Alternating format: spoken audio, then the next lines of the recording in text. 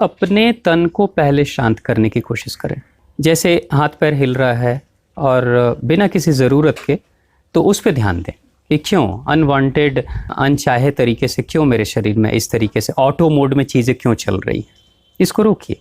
धीरे धीरे जब आप उस पर कंट्रोल करेंगे तो आहिस्ते आहिस्ते विचारों पे आप आएंगे। जब विचारों पे आएंगे तो विचारों में से आप सिलेक्शन करेंगे, क्या विचार उचित है, किसको स्वीकार किया जाए, किसको इनकार किया जाए।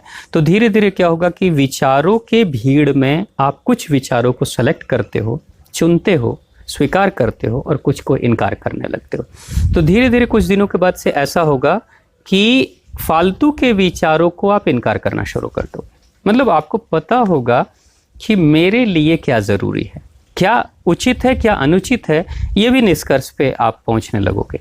तो धीरे धीरे सिलेक्शन करने लगोगे। अब पहले तो होगा कि बहुत सारी चीज़ों में सिलेक्शन कर रहे हो, कुछ दिनों के बाद ऐसा होगा कि वो सिलेक्शन का पॉइंट धीरे धीरे कम होना शुरू हो जाएगा।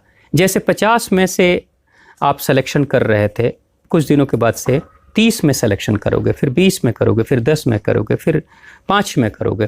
फिर एक समय आएगा कि आपके पास 2-3 ऑप्शन होगा, 2 में से एक सिलेक्शन करोगे। फिर अंत में ऐसा होगा कि कोई कंफ्यूजन नहीं, बस एक ही विकल्प सामने रहेगा, बस उसी एक विकल्प को आप धारण कर लोगे। तो आहिस्ते आहिस्ते मन शांत होने लगता है।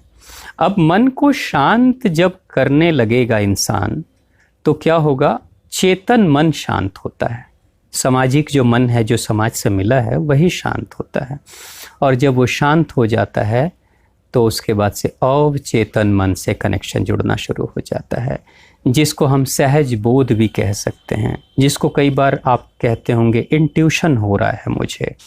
कई बार जैसे मैं देखता हूँ माताओं के अंदर माँ आद्य शक्ति ने एक अद्भुत शक्ति दी है कि वो किसी से मिलकर या किसी से बात करके या किसी जगह पर जाकर वो कई बार ये कहती हैं कि मैं यहाँ कंफर्टेबल नहीं हूँ, या किसी से बात करके वो कहती है कि मुझे भरोसा नहीं हो रहा है। तो वो जो खास सहज बोध है, वही सहज बोध माताओं के अंदर ज़्यादा होता है, जिसको सिक्स सेंस भी कह सकते हैं। और अगर उस माँ से, उस बहन से कोई पूछे कि आपको ऐसी फीलिंग क्यों आ रही है, आप अनकंफर्टेबल क्यों फील कर रहे हो, तो उनके पास कोई लॉजिक नहीं होगा, लेकिन फिर भी वो कहती है मुझे पता नहीं क्यों ये चीज़ स्वीकार नहीं है। तो ये जो अंदर की फीलिंग आई ना, इसी को सहज बोध कहते हैं। यही अंतरात्मा की आवाज़ होती है।